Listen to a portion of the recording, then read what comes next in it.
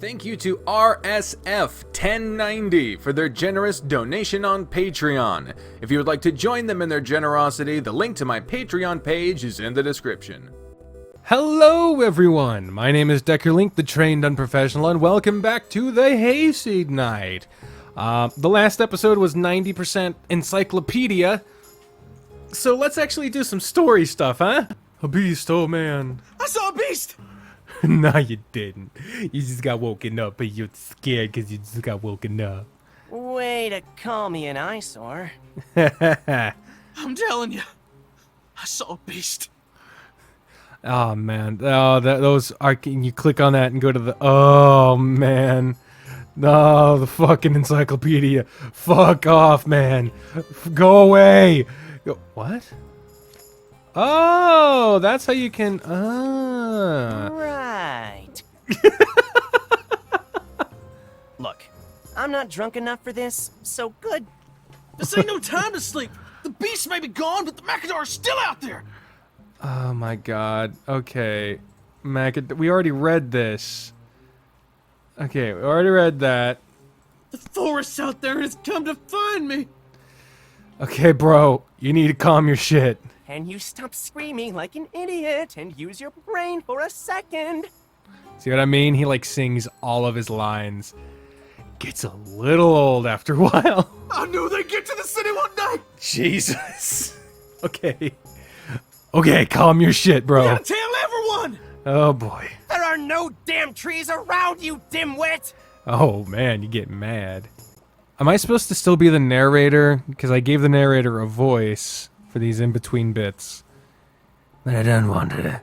Ah, fuck it, I'll do this. A long shush followed right after. Oh, that's what we'll go with, since the words their dear neighbors used were too colorful to be reproduced. Oh, then what did you holler for, Mr. Bard? Oh boy. The sun ain't up yet. If you don't quit your whining, we're gonna get a beating. A beating? Says you, the buck who hath been delighting mine ears with his pitiful wailing all night long.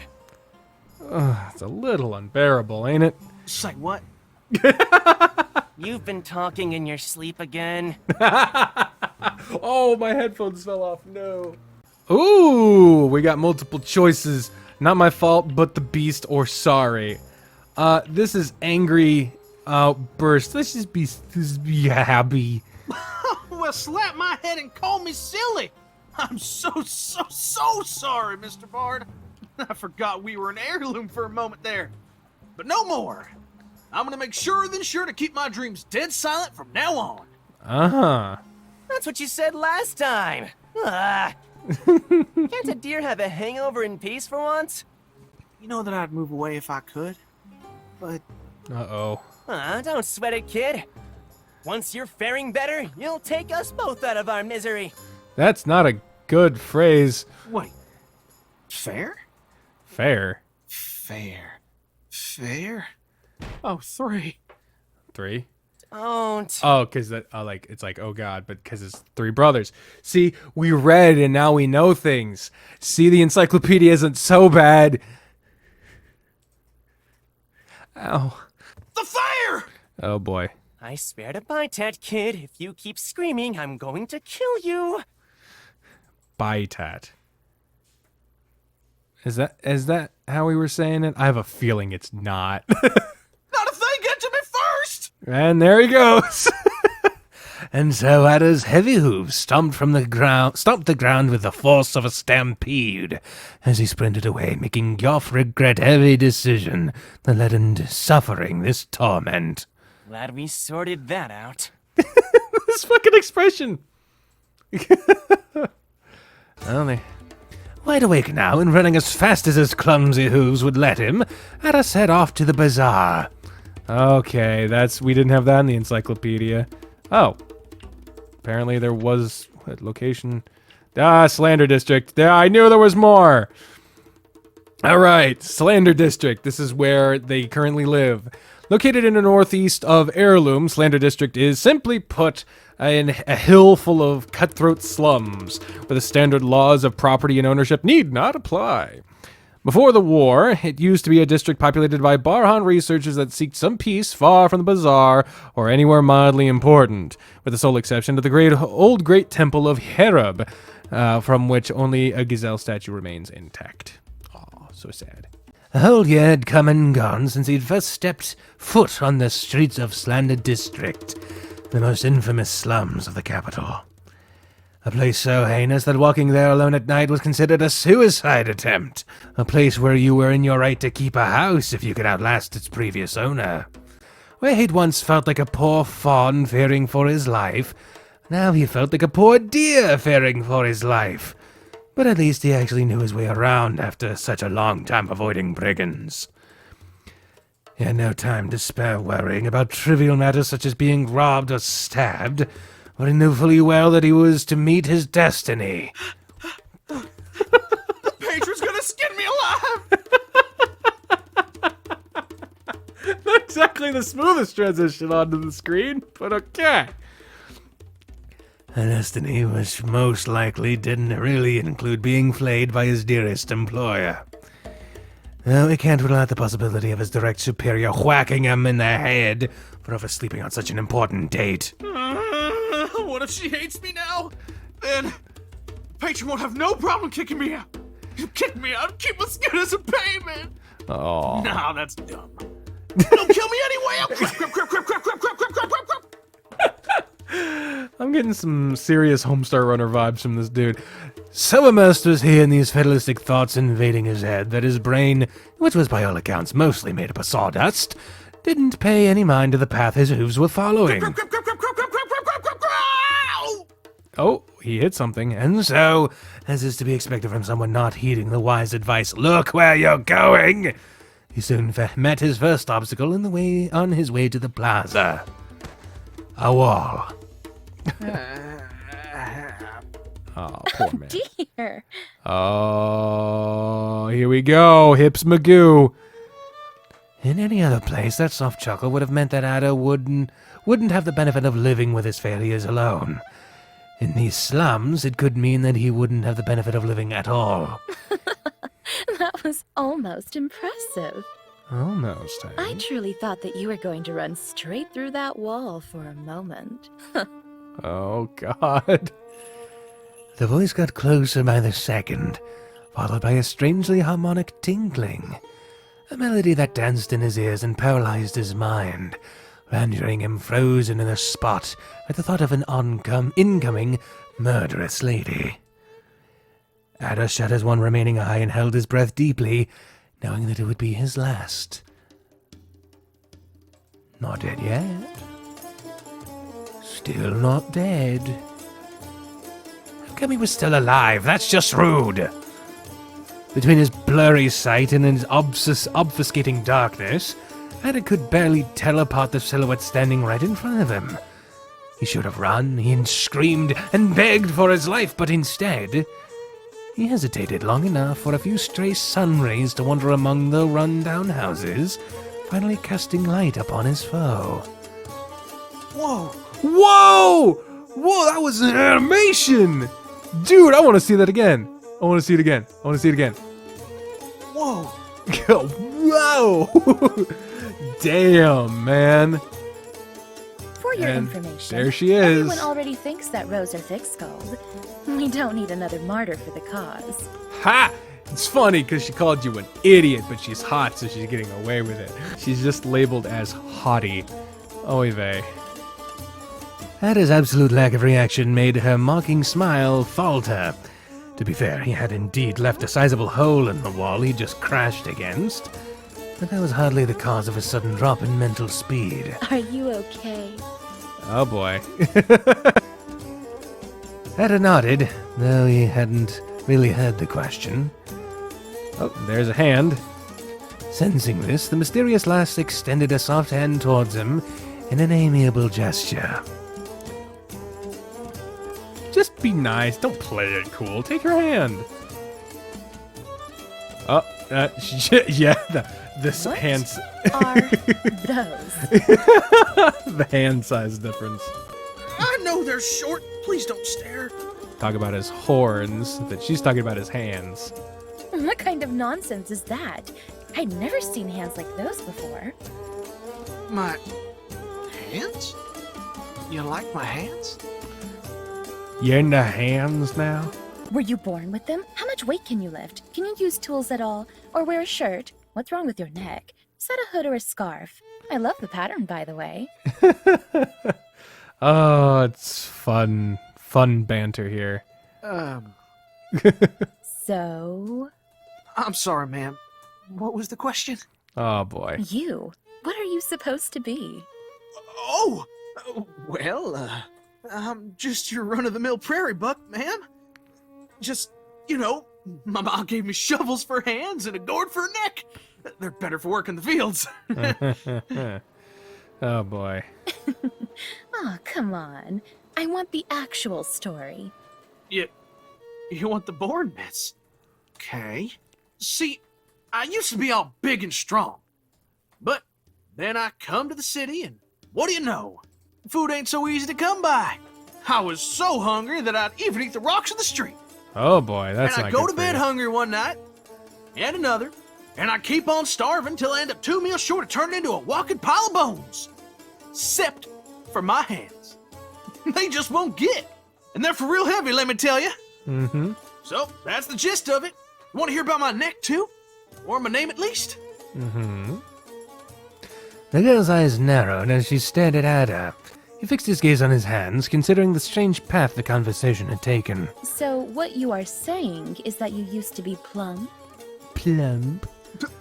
Plump? Like fruit? Well, I used to eat a bunch of fruit before I came down here last year, yeah. Last year? Wait, how many eyes did you have then? How many? 5, I think, but I lost the other 4. Just the one, ma'am.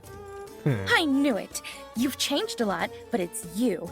You're that loudmouthed one-eyed chub. Uh-oh. Say what? Uh-oh. It's me. Don't tell me you've forgotten me. Aw. Garth had warned Ader multiple times about the dangers of "it's me" scams, but he was pretty tempted to fall for this one. Ma'am! I don't know what you're selling, but I ain't gonna buy it. Come on. Don't you remember that night on the bridge under Hereb's statue? With the guards laughing at you? You didn't hit your head that hard, did you? I bet those guards had one haystack of a night laughing at some poor buck. I'm pretty darn sure that wasn't me. I'd remember you. Trust me.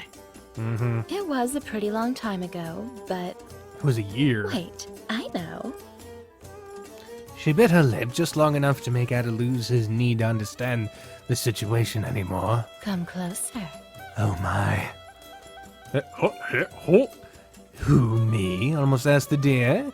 Yet there was no one else hiding in the midst of dawn. I said come closer. All right then, here I come. That's it? Come on, don't make me walk over there. Oh, God. Oh. That's close enough. She slipped right under Ader's arm, uninvited, but not unwelcomed. Now, if you could get on your knees, Oh, boy. Why you have to say it like this? You know what? Maybe you should see a doctor after all.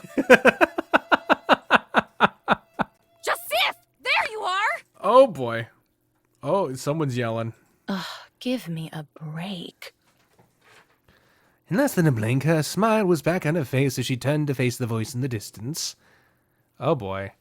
It was some other doe in similarly flashy clothing, hurriedly stomping her way towards Joseph, apparently.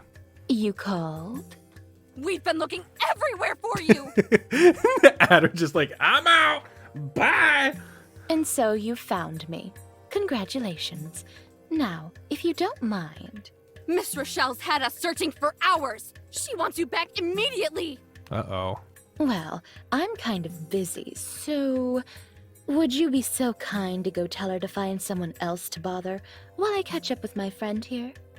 The fair's about to start! Head back already or you'll get us all in trouble! Mm-hmm. The red-haired girl stood completely still. She held her breath for an instant. I'm sorry. Was that an order? Uh-oh. I don't know why that would be an uh-oh, but that sounded like an uh-oh, and the way that the other one's just like, oh no. What? Miss Rochelle said... Say, do you know what happened to the last wench who had the gall to order me around? Oh god, what the hell is about to happen? Joseph's smile was still plastered on her face, but her eyes had narrowed down to a squint, sharpening her long eyelashes even further. I don't... Some wench. Jesus. Care to find out? Oh boy, she's scary. The doe looking for her stammered, color drained from her mane. After a few tense seconds, a pleased smile spread across Joseph's face. Come now, honey. Don't make that face. I'm just joking here. I've got too much going on as it is to begin picking fights with my sisters. Don't you think? Right. Then that's settled. Let's go. Joseph whipped her braid as she turned around sharply, making the choir of bells that hung from her hips announce her leave. Ader had barely just a second to register what had happened. He could swear something had moved in a corner, but he couldn't care less.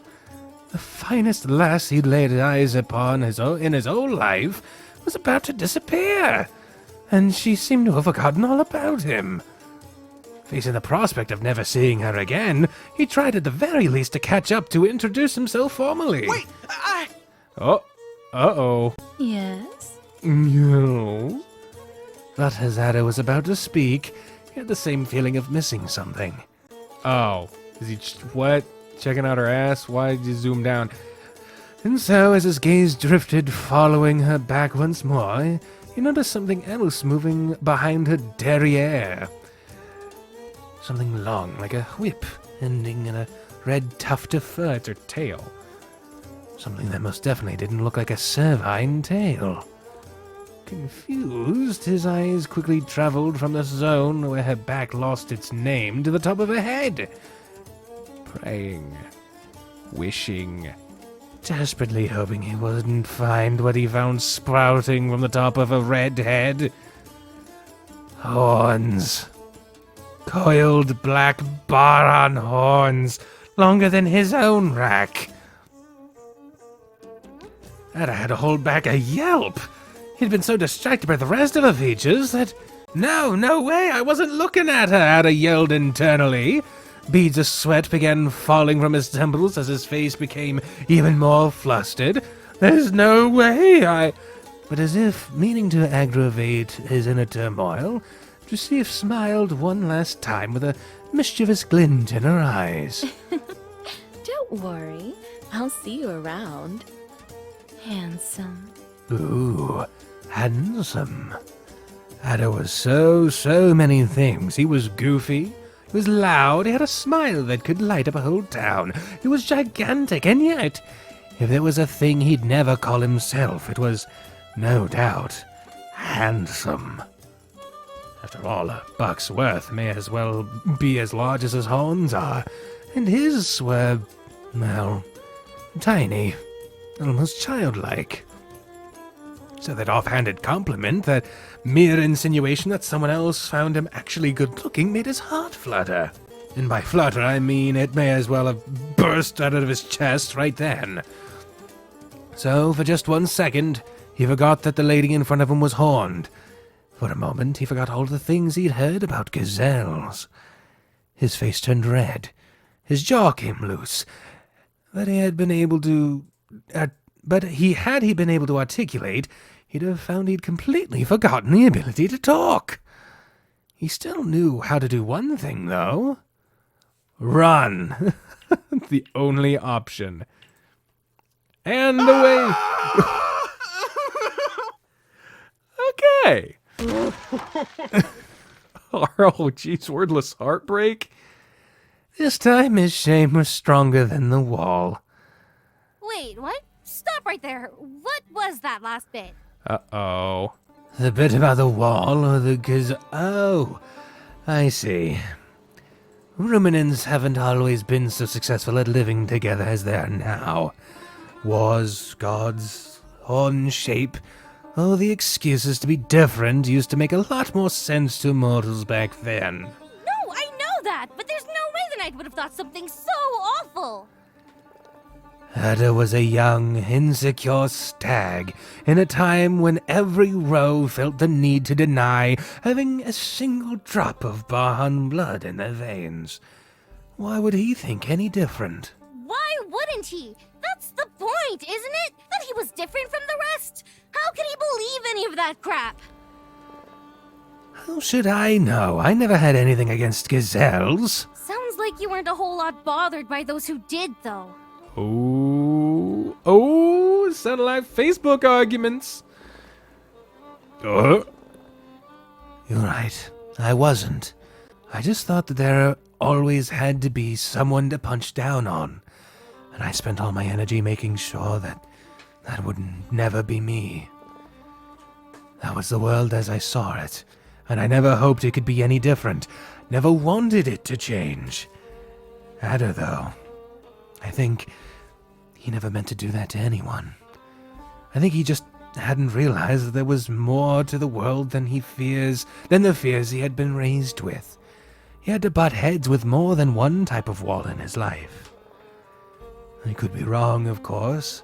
His understanding could have been yet another pretense, and he may very well have lied about wanting to fight with the rest of us until his very last breath. Now, I'm sure he did grow to be a wise and kind man, Lynn. Much wiser and kinder than I ever was, at least. Neither of us would be here making excuses for that dumbass otherwise. Well, I don't care about you, but he'd better rise up soon. I have high-quality standards for my ancestors. Oh boy. I'm glad you do, kid. Now, where were we? The sun was already up in the sky by the time Ader managed to remember that he was supposed to go to the bazaar. Oh, I'm so sorry. I didn't mean to arrive so late. Please don't kill me. But don't kill me. Oh, God. But lo and behold, there was no one around. I really like that they keep cutting back to the narrator talking to Lynn. It's like I'm getting like a princess bride vibes. I really like that. But lo and behold, there was no one around. What do you know? First again. I'm gonna have to ask for a raise at this rate. Oh boy. Oh, hold up. Now ain't the time for that. Get here, Annie.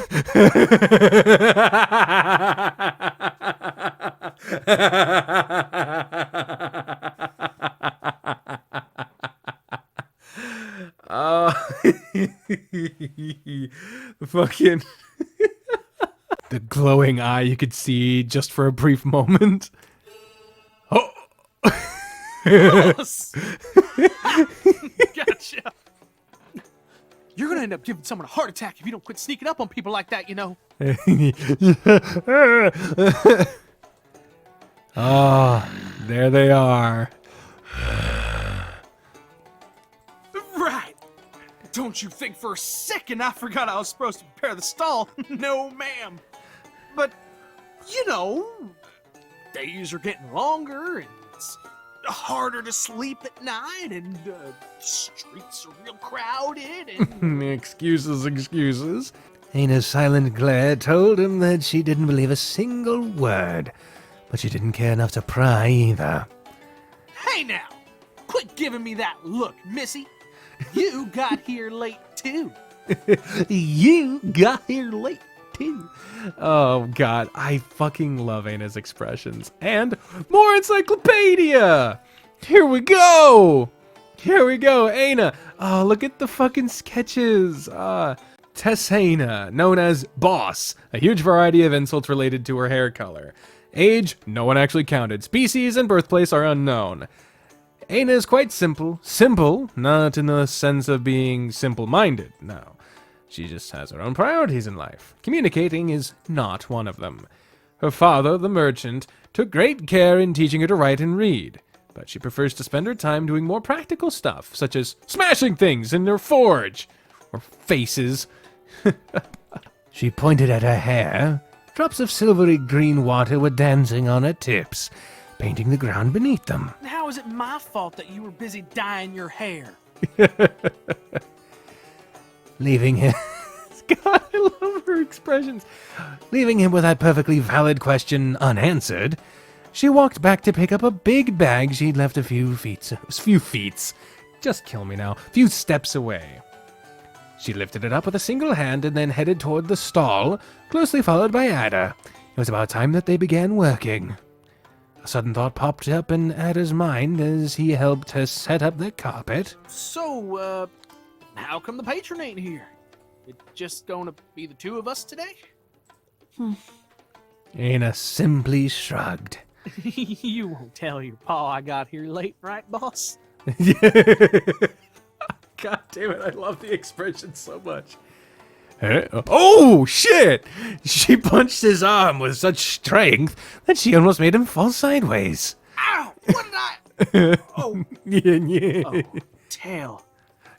Sorry, boss. Tell? I don't know what that means. Oh, insensitive about her communicative, yes. It's a little reminder that was as... Whoa, that. Wouldn't have expected that in this kind of game. Okay. Personally think little of a that. This little reminder that was a sensitive issue effectively killed the conversation. People from all over Heirloom began congregating in the bazaar, turning the walled plaza into a sea of spice, trinkets, and deer. The currents of that sea was still difficult to understand for Ader, who often found himself pushed to the ground in the busiest hours. Today would be especially lively. It was the beginning of the Dawn-soon season, and so the festive Kane had to make sure to bid a proper farewell to the rain clouds so they'd be back again by the end of it. We have a new encyclopedia thing? But we already... Maybe, because it said new, but sometimes it says new for words that we've already read because we looked into it before they naturally popped up in the narration, so maybe they just weren't supposed to be unlocked by now, or maybe, I don't know. A pleasant change from Ader's usual day-to-day, working in Aina's forge under the continuous risk of suffering a heat stroke of third-degree burns. Oh, that's what he thought at first. Welcome! Hello there! We got the best prices in town! Oh, you better be right about that, or else someone's gonna shank you. Come on and see what goods we offer! What goods do you offer? There was no reaction whatsoever to his incessant yelling. A little chuckle. Other than Aina snickering at him for trying so hard, that is. Sure must be fun watching me break my back so your dad won't yell at us. Uh-oh. Thumbs up. With a long sigh, Aina sat up and cast a tired glance over the carpet. She reached out and grabbed a small, shiny dagger. After checking its sharpness against her gloves, she began stabbing the air as possible customers approached the stall, attempting to showcase its intended use. Ader quickly put his hands over her shoulders, discreetly bringing her arms down. You know what? I take that back. There ain't no deer in the world that works harder than Aina of the Test. There just ain't. A hard worker like you deserves a good rest every once in a while, so just let me take care of this, boss. She was just trying her best, but it looked like she was like, stay the fuck away! I will stab you! Stabby! He did his best attempt at a natural smile. Aina, who couldn't care less about any of this, simply shrugged and sat back, still wielding the knife.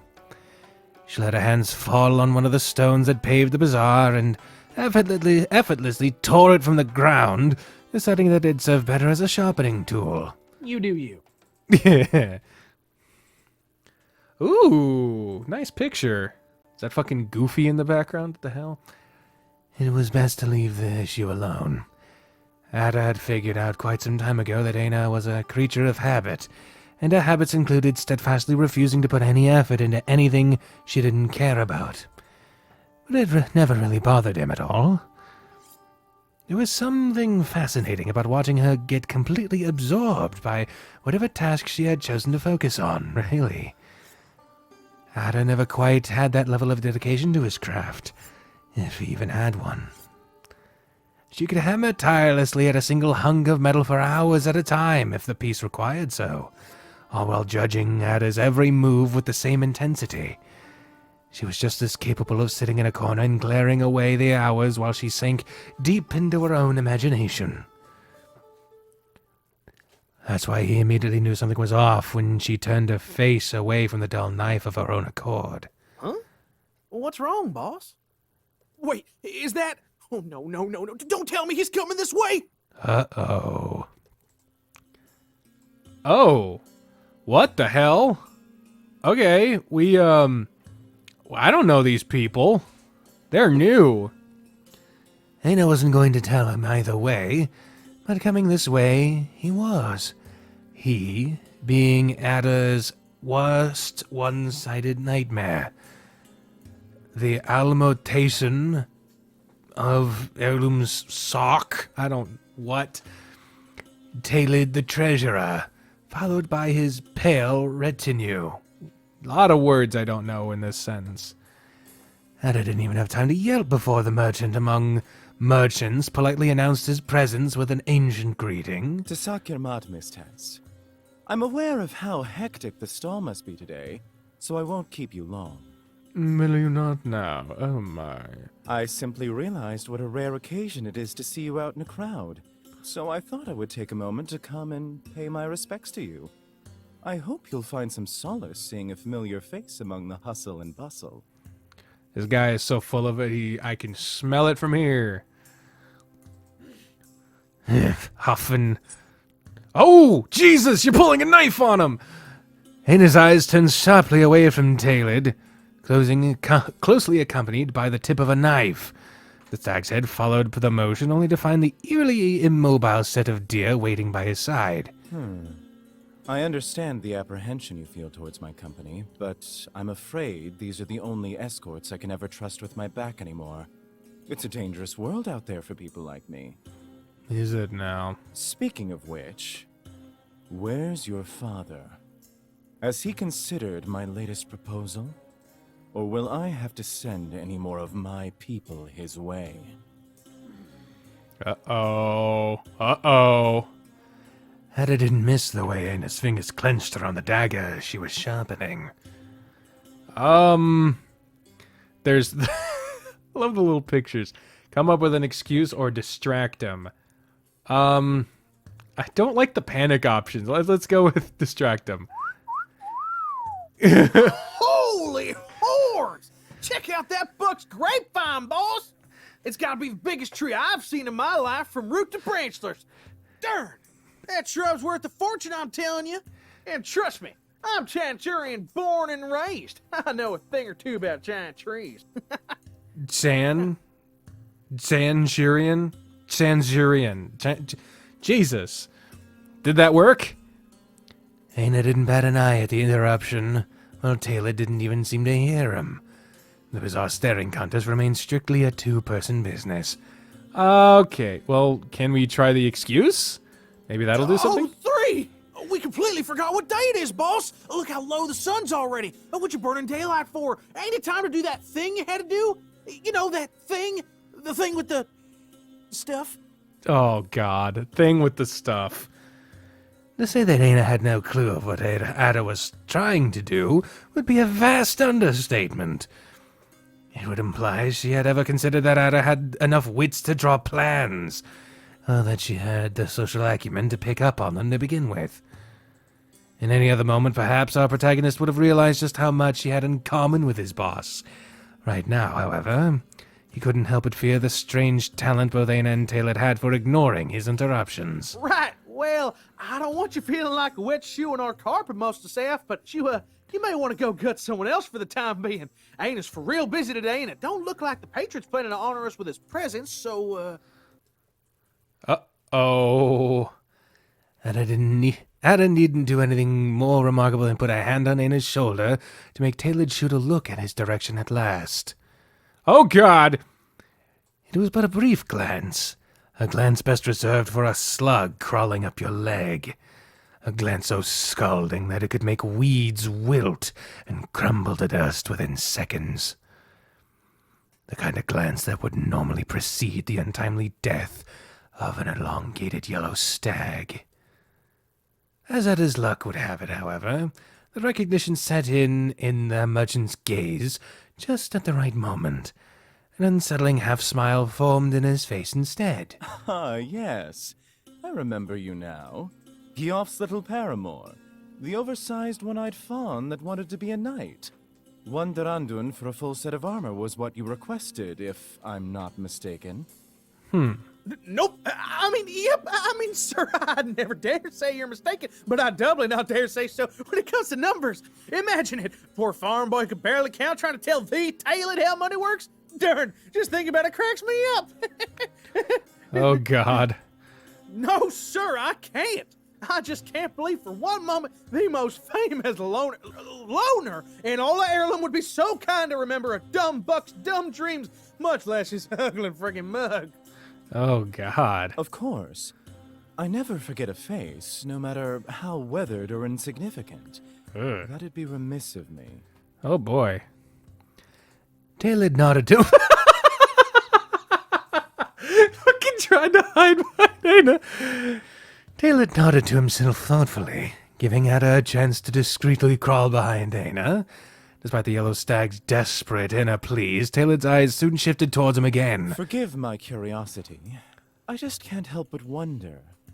How can a country boy with ambitions as great as yours go on living, day after day, knowing he can't aspire to more than his deplorable life? Okay, fun fact, that line, or at least a version of it, was part of the casting call for this character, and I auditioned for this character. That's not my voice, in case you didn't notice. So there you go. Geoff can barely stay sober enough to feed himself, never mind someone twice his size. It must be exhausting, staying alive. Ooh. Oh, no, not at all. We manage. Sorta. Sorta. Taylor's soft features drew closer to Ader, but he barely even noticed. His only eye remained glued to Taylor's bodyguards. It's not too late to consider the offer I made you back then. Let me put those deformed hands of yours to better use. I could give you the armor and the money to pay for it now, if you come work for me in the sewers. It won't be much worse than whatever the blind witch has you doing. Blind witch? Who the hell's the blind witch? I don't know what that means, but Aina's not happy about this attempt at poaching. That's mighty kind of you, Mr. Taylor, but it's poor manners to consider job offers in front of your own boss. You make a fair point. Perhaps once I've torn that red scab off our guild's back then. Red scab, what's that mean? Aina. Uh-oh. Bodyguards. Jesus, I don't like those fucking... Jesus.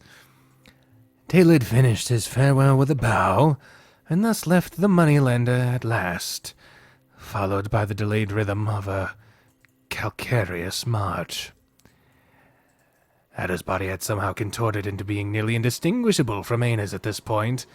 He needed a few more seconds to thaw out of that position. Divine beeswax, I'm crawling out of my skin here. Who the hell you laughing at now, huh? That weirdo ain't no joke, you hear me? Last time I talked to him, it only took me shoving my hoof in my mouth half a second to swish, get a blade on my neck. And all I could see out of this eye was the creepy face of one of those golem... Oh, they're golems. That would explain it. Really? No character entry for whoever the fuck? Oh. Almotason. or mustaf, is an ancient word used to refer to the inspector of markets and workshops. Note, this is a real concept. Follow a link to know more about them, Spanish only. Well, I don't know Spanish, so sorry. But Naoki Cooper, hop on that shit. And his ears perked up, though her gaze remained firmly locked on the blade. No, yeah, of course you'd find it funny, Mistress Miss Tess. Paying my respect sure is a fancy way of saying he got the hots for you. I don't blame him. Whoa! Oh, shit! Damn! I don't know if you heard all those sound effects, but fuck! Ader barely avoided getting his liver punctured by an extremely flustered Aina. The hours passed by slowly and painfully, for they were completely ignored by any passerby. Well, actually, avoided rather than ignored. Well, perhaps we will see why in the next episode. It's a bit of a weird place to stop, but they had an hour's skip transition. There we go. Now all of the old save files are officially gone. But the memories will live forever. Whatever the hell happened. So I'll go ahead and leave this here for now. We'll continue in the next episode. I need to get up, move around, give my face a little bit of a rest. If you'd like to play this game for yourself, the link is in the description down below. It's on Steam, but it is in development, so be kind and patient. Also in the description down below are ways to support me, either by following me on social media places all over the place, or through various crowdfunding sources like Patreon, Ko-fi, Amazon wishlists, etc. If you would like to see further episodes of this particular series, you can click the subscribe button, ring the bell, to be notified when future episodes of this series come out. And if you like this series and want to see other stuff I have already done, in the cards up above, I have linked to a few series that you may enjoy if you enjoyed this. But, as always, until next time, ladies and gentlemen, I have been the trained unprofessional, and you are not. Bye, everyone.